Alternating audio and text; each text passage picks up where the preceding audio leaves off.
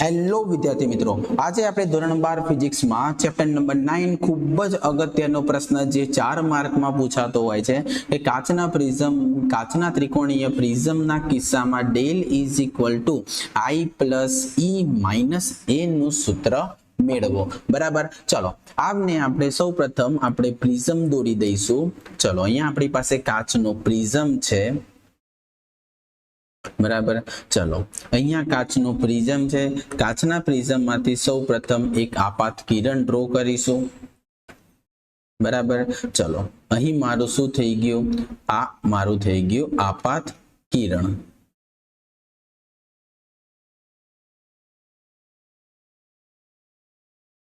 બરાબર, ચલો મારું આપાત કિરણ થઈ ગયું. આપાત કિરણ પછી મારે દોરવું પડશે સપાટીને લંબ. બરાબર, સપાટીને લંબ દોરી દઈશું. સૌથી પહેલા પ્રકાશનું કિરણ ક્યાં જાય છે? તો સૌથી પહેલા પ્રકાશનું કિરણ પાતળા માધ્યમમાંથી ઘટ્ટ માધ્યમમાં જાય છે. આ મેં દોરી દીધો મારા આપાત સપાટીને દોરેલો લંબ. બરાબર, જે સપાટીથી ધારો કે ત્રિકોણની સપાટી છે મારી આ A, ત્રિકોણની સપાટી A, B, ત્રિકોણની સપાટી A, B અને C. ધારો કે આ ત્રણ સપાટી છે તો આ A, B સપાટીને મેં લંબ દોરી દીધો. બરાબર, આ મારા માટે થઈ ગયો આપાત કોણ I. જોઈ લો, આપાત કિરણ એ સપાટીના લંબ સાથે બનાવેલા ખૂણાને શું કહે છે? આપાત કિરણ કહે છે.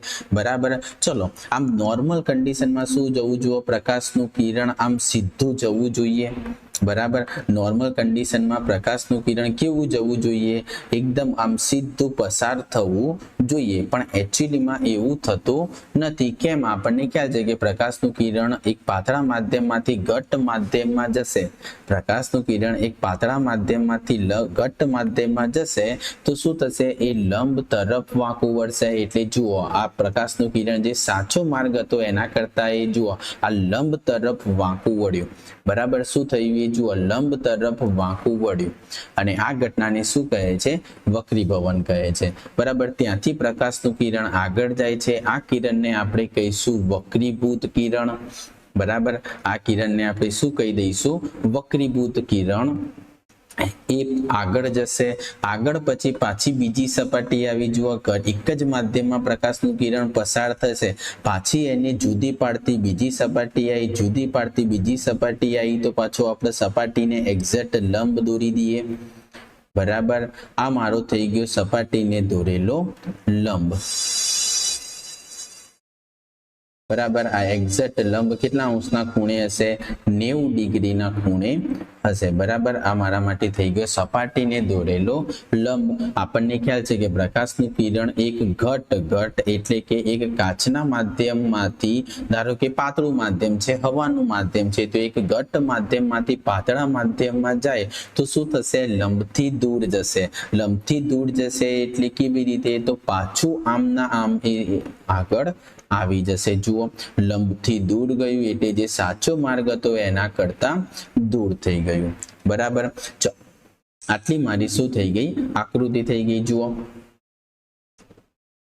પ્રકાશનું કિરણ આવ્યું. ચલો નામ નિર્દેશન કરી દઈશું. આને આપણે કહી દઈશું P. આ મારા માટે થઈ ગયું Q, આ R અને S. શું થઈ ગયું? P, Q, R, S જેટલા માર્ગે પ્રકાશનું કિરણ જાય છે. બરાબર, અહીંયા I આપાત કોણ છે મારા માટે. R એક આનો વક્રીભૂત કોણ મળ્યો R1 અને આ સપાટીનો વક્રીભૂત કોણ મળ્યો મને R2. જે કિરણ પ્રિઝમમાંથી બહાર નીકળે છે એને હું કહીશ નિર્ગમન કોણ, જેને E વડે દર્શાવવામાં આવે છે. બરાબર, બીજી વસ્તુ આમાં એક નવી વસ્તુ ઉમેરાશે. ધારો કે જે આપાત કિરણ અને નિર્ગમન કિરણ વચ્ચેના કોણને આપણે શું કહીએ છીએ? વિચલન કોણ કહીએ છીએ. બરાબર, એટલે આને આપણે કહેવાશે ખાસ. અને જે સૂત્ર સાબિત કરવાનું છે જુઓ, એના સ્વરૂપમાં જ સાબિત કરવાનું છે. એનું જ સૂત્ર મેળવવાનું છે જેને ડેલ કહેવાશે. શું છે? સિમ્પલ, કે જે આપાત કિરણનો માર્ગ છે એના પછી પરિણામી કિરણ આપણું કેટલું વિચલિત થયું. બરાબર, કેટલા અંશનું એનામાં વિચલન આવ્યું એટલે એને કહેવાશે આપણું વિચલન કોણ, એને ડેલ વડે દર્શાવીશું. બરાબર, આકૃતિમાં જેટલી વસ્તુ દર્શાવી છે એટલું આપણે અહીંયા દર્શાવી દઈએ કે ધારો કે આકૃતિમાં શું દર્શાવ્યું છે. સૌથી પહેલા આપણે ધારો કે ખૂણો I મારા માટે શું છે, આપાત કોણ છે. તો આકૃતિ પરથી હું કહી શકું કે આપાત કોણ કેટલો છે. તો I નું મૂલ્ય I એટલે શું છે મારા માટે આપાત કોણ. બરાબર, ચલો પછી R1 શું છે, I આપાત કોણ થઈ ગયો. R1 છે મારો વક્રીભૂત કોણ, પણ કોના માટે, તો AB સપાટી માટે વક્રીભૂત કોણ. બરાબર, સેમ એ જ વસ્તુ R2 મળે છે. R2 શું થઈ ગયું મારા માટે વક્રીભૂત કોણ જ છે, પણ શેના માટે, AC સપાટી માટે વક્રીભૂત કોણ. બરાબર, ચલો હવે શું રહી ગયું, E રહી ગયું. E ને કહેવાશે એંગલ ઓફ ઇમર્જન એટલે કે નિર્ગમન કોણ. જે પ્રકાશનું કિરણ બહાર આવે છે, જે નિર્ગમિત થાય છે, તો એને કહેવાશે નિર્ગમન કોણ. બરાબર, અને ડેલ ને કહેવાશે વિચલન કોણ.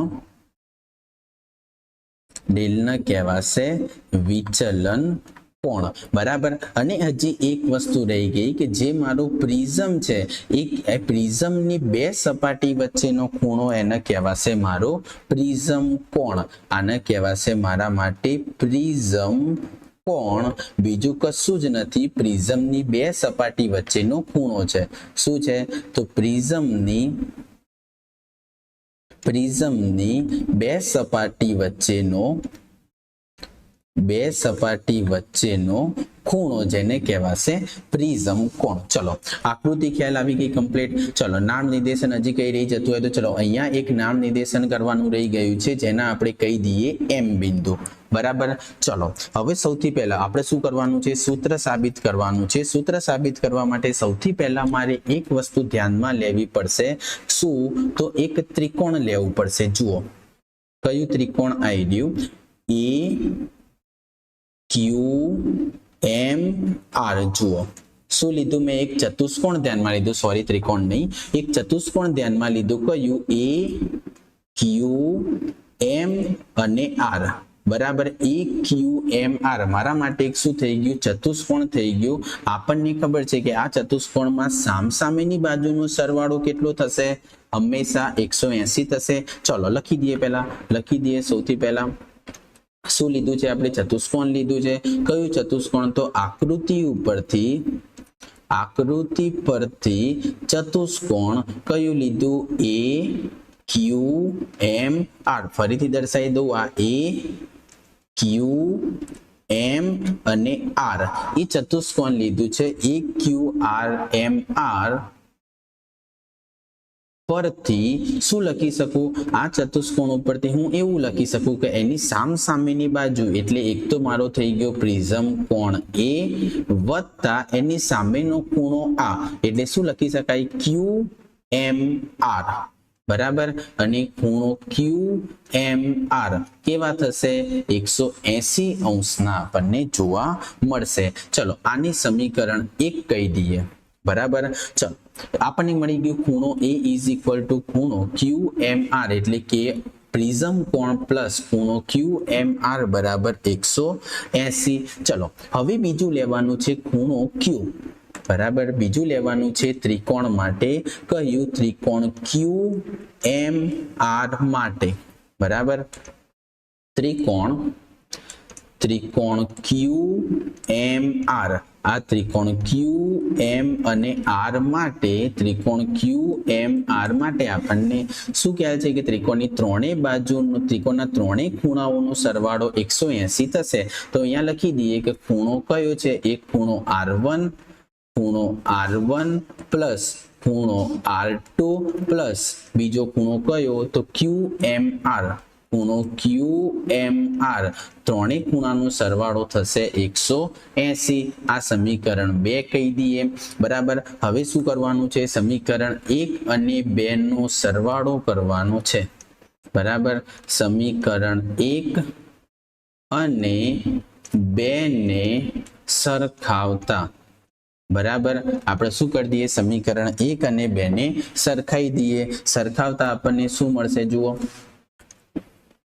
ખૂણો A પ્લસ ખૂણો QMR ઇઝ ઇક્વલ ટુ ખૂણો R1 પ્લસ ખૂણો R2 પ્લસ ખૂણો QMR જુઓ બંને બાજુથી ખૂણો QMR કેન્સલ થઈ જશે એટલે મને મળશે A ઇઝ ઇક્વલ ટુ ખૂણો ન લખતા આપણે એમ લખી શકીએ A is equal two R1 plus R2 કારણ કે આપણને ખ્યાલ જ છે એ શું છે આપણા માટે એ એક ખૂણો જ છે એ R1 R2 બધા આપણા માટે ખૂણા છે ચલો આપણને સમીકરણ મળી ગયું એક આપણને સમીકરણ 3 મળી ગયું હવે આપણે આગળ આ સૂત્ર સાબિત કરવા માટે એક બીજા ત્રિકોણની જરૂર પડશે જે છે QR અને અહીંયા આપણે નામ આપી દઈએ S બરાબર અહીંયા આપણે નામ આપી દઈએ S અથવા તો S નામ આવી ગયું છે તો અહીંયા આપણે કહી દઈએ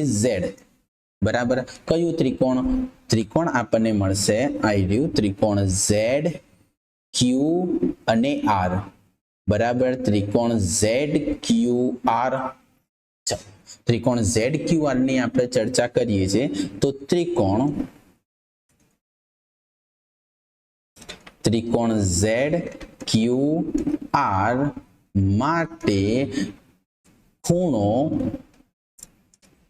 ડેલ ને બહિષ્કોણ લેતા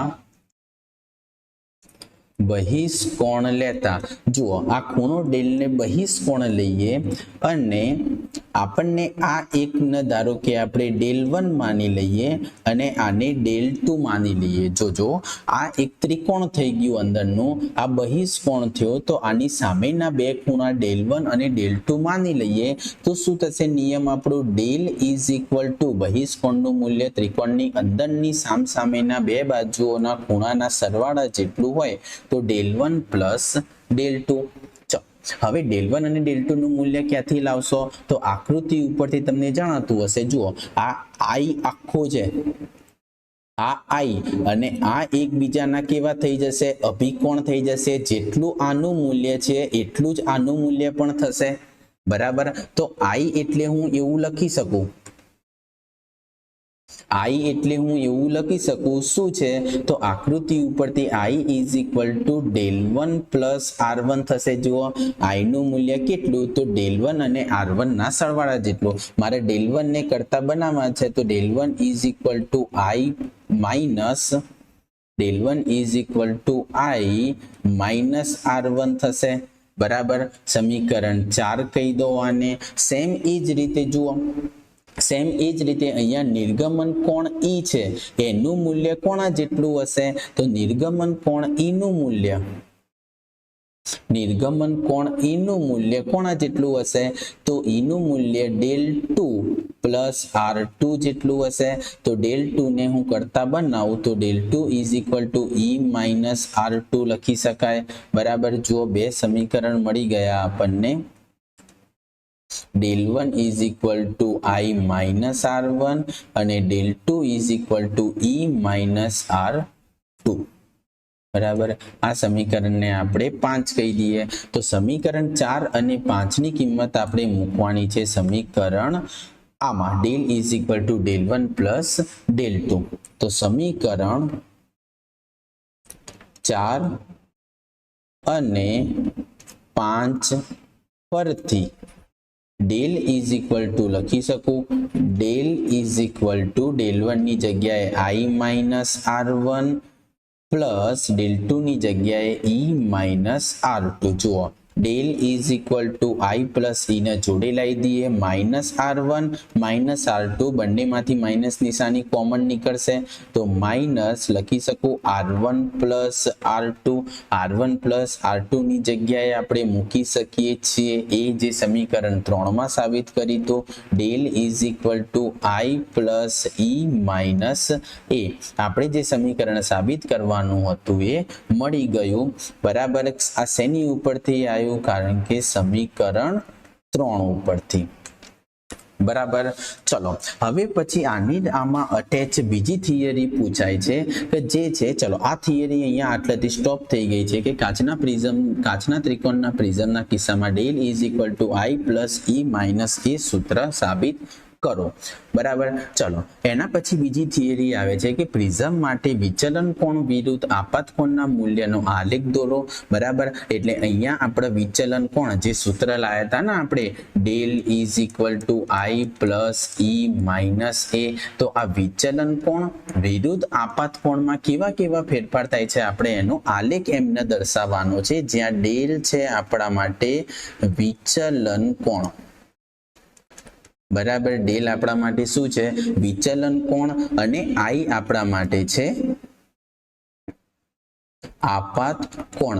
પ્રયોગ અનુસાર આપણને એવું જાણવા મળ્યું કે અલગ અલગ વિચલન કોણ માટે મતલબ અલગ અલગ આપાત કોણ માટે વિચલન કોણના અલગ અલગ મૂલ્ય આપણને મળે છે. બરાબર. પરંતુ જ્યારે આપણે એની અલગ અલગ આપાત કોણ માટે આપણે નિર્ગમન કોણ જોયા તો બધામાં વિચલન કોણનું મૂલ્ય અલગ અલગ આવતું હતું. ત્યારે આપણને જ્યારે એનો ગ્રાફ ડ્રો કર્યો તો ગ્રાફ આપણને કંઈક આ રીતે એનો મળતો હતો. જુઓ આ રીતે કર્વ ગ્રાફ આપણને મળતો હતો. આ ગ્રાફ શું દર્શાવે છે કે સૌથી ન્યૂનતમ બિંદુએ, જુઓ આ આલેખનો સૌથી ન્યૂનતમ બિંદુ છે. બરાબર. આ આલેખનો સૌથી ન્યૂનતમ બિંદુ એટલે કે વિચલન કોણનું લઘુત્તમ મૂલ્ય ક્યારે મળતું હતું? તો જ્યારે i ઇઝ ઇક્વલ ટુ ઈ ની શરત સંતોષાતી હતી. ખ્યાલ આવ્યો કે જ્યારે i ઇઝ ઇક્વલ ટુ ઈ થતો હતો ત્યારે મને જે વિચલન કોણ મળતું હતું એ મને સૌથી લઘુત્તમ મળતું હતું.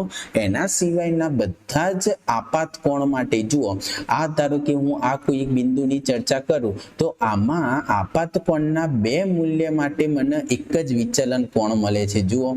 બરાબર. એના સિવાયના બધા જ કિસ્સામાં મારે આપાત કોણના બે મૂલ્ય માટે વિચલન કોણ એક જ મળે છે. બરાબર. ચલો તો આલેખની સમજૂતીને આપણે લખી દઈએ. સમજૂતીને કેવી લખશો?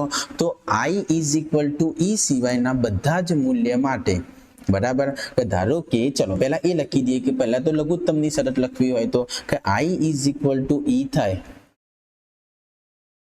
જ્યારે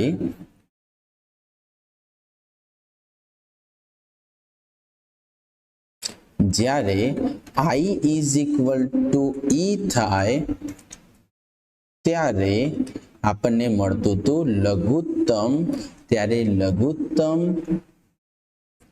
વિચલન કોણ જેને કહેવાય ડેલ્ટા મિનિમમ. બરાબર. લઘુત્તમ વિચલન શું કહેવાય? ડેલ્ટા મિનિમમ, જેને ડેલ એમ વડે પણ દર્શાવાય છે. લઘુત્તમ વિચલન કોણ ડેલ એમ મળે છે. બરાબર. ડેલ એમ ક્યારે મળે છે? જ્યારે i ઇઝ ઇક્વલ ટુ ઈ થાય, આપાત કોણ અને નિર્ગમન કોણ બંને સમાન થાય એ કિસ્સામાં આપણને લઘુત્તમ વિચલન કોણ મળતું હતું, જેને આપણે કહીએ છીએ ડેલ્ટા મિનિમમ, સૌથી લઘુત્તમ વિચલન કોણ. બરાબર. અને એના માટે આપણને એક આપાત કોણનું મૂલ્ય પણ મળતું હતું. ચલો બીજું શું લખી શકો? તો બીજું લખી શકો કે i ઇઝ ઇક્વલ ટુ ઈ સિવાયના બધા મૂલ્ય માટે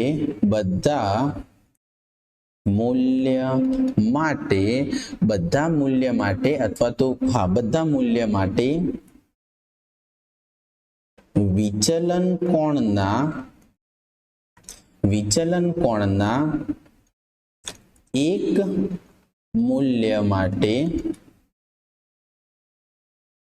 આપાત કોણના બે મૂલ્ય મળે છે. આલેખ ઉપરથી શું મળે છે?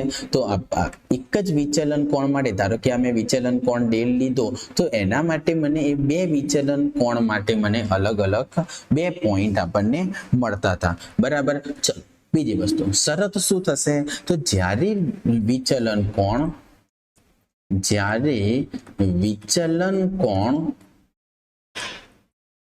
લઘુત્તમ વિચલન જેટલો થશે, લઘુત્તમ વિચલન જેટલો થાય એટલે કે શરત કઈ થશે? Del is equal to del M થાય ત્યારે આપણને જોવા મળે છે કે આપાત કોણનું મૂલ્ય વિચલન કોણ E જેટલું હશે અને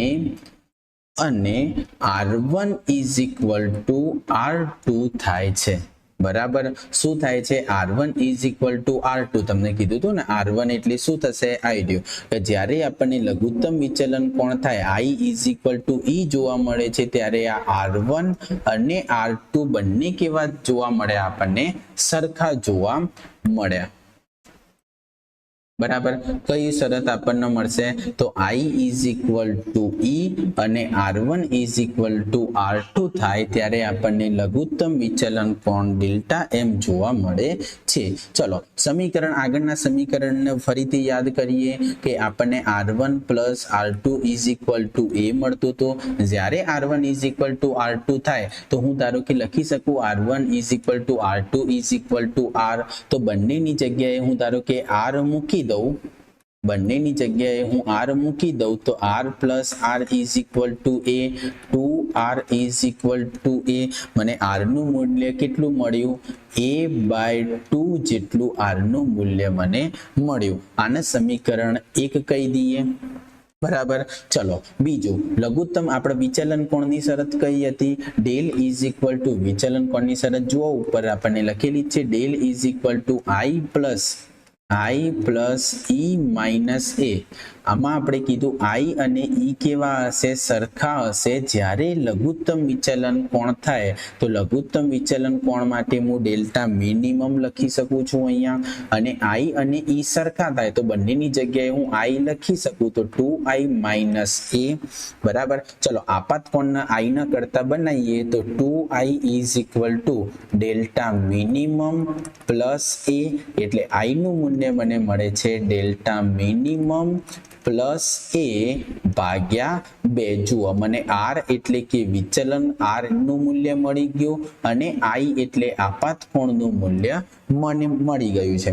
બરાબર, ચલો હવે આપણે સાબિત કરવા, હવે આપણે સ્નેલના નિયમનો ઉપયોગ કરીશું. કોનો ઉપયોગ કરીશું? સ્નેલના નિયમ મુજબ, સ્નેલના નિયમ પરથી. જુઓ, કારણ કે આપણી પાસે વક્રીભૂત કોણ આવી ગયો છે, આપાત કોણ છે, તો સ્નેલનો નિયમનો ઉપયોગ કરી શકીએ છીએ. જ્યાં n21 is equal to sin I upon sin R. બરાબર, જ્યાં n21 એટલે શું? તો માધ્યમનો વક્રી ભવનાંક શેની સાપેક્ષે? તો બહારની સાપેક્ષે. જેમ કે મેં કાચનો પ્રિઝમ લખેલો હોય તો કાચનો વક્રી ભવનાંક. બરાબર, જેમ મેં કાચનો પ્રિઝમ લીધેલો હોય તો કાચનો વક્રી ભવનાંક અહીંયા મારે લખવાનો રહેશે. ચલો n21 is equal to sin I upon sin R. તો sin I ની જગ્યાએ હું લખી શકું ડેલ M પ્લસ A/2. જુઓ લઘુત્તમ વિચલન કોણ માટે આપાત કોણનું મૂલ્ય લખ્યું છે.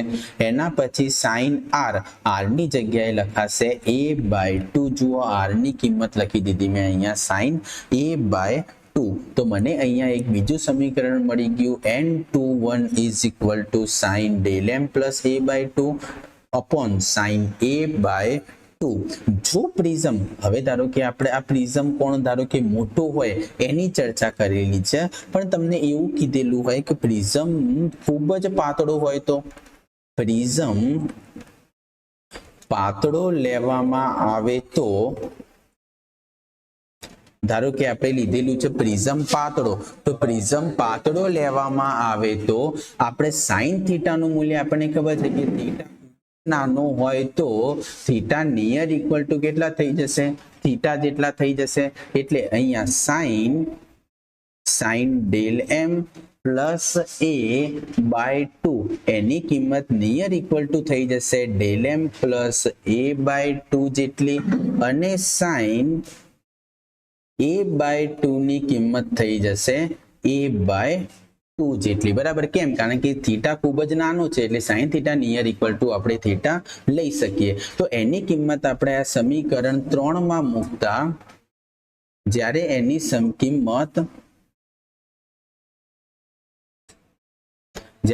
કિંમત સમીકરણ 3 માં મૂકતા n21 is equal to del M plus a by 2 અને સાઇન a બાય 2 ની જગ્યાએ a બાય 2 લખી શકાય. બરાબર. શું કટ થઈ જશે? તો અહીંયા બે કેન્સલ થઈ જશે. મને મળશે n21 is equal to del m plus a ભાગ્યા a. ચલો સાદું રૂપ આપીએ તો del m plus a is equal to n21 into a લખી શકાય. તો del m બરાબર એને સામાન્ય કાઢીએ તો n21 minus 1 જે આપણા માટે થઈ ગઈ લઘુત્તમ વિચલન કોણ માટે. જો લઘુત્તમ વિચલન કોણ માટેની આપણને મળી જશે કે ધારો કે કોઈ પ્રિઝમ આપેલું હોય એમાં આપણને કીધું હોય કે પ્રિઝમ કોણનું મૂલ્ય આટલું છે, પ્રિઝમનો વક્રી ભવનાંક આટલો છે. જો પ્રિઝમ હવામાં રાખેલું હોય તો જે કાચનો વક્રી ભવનાંક છે એ જ n21 થઈ જશે. તો એના માટે મને મળશે આ લઘુત્તમ વિચલન કોણનું સૂત્ર.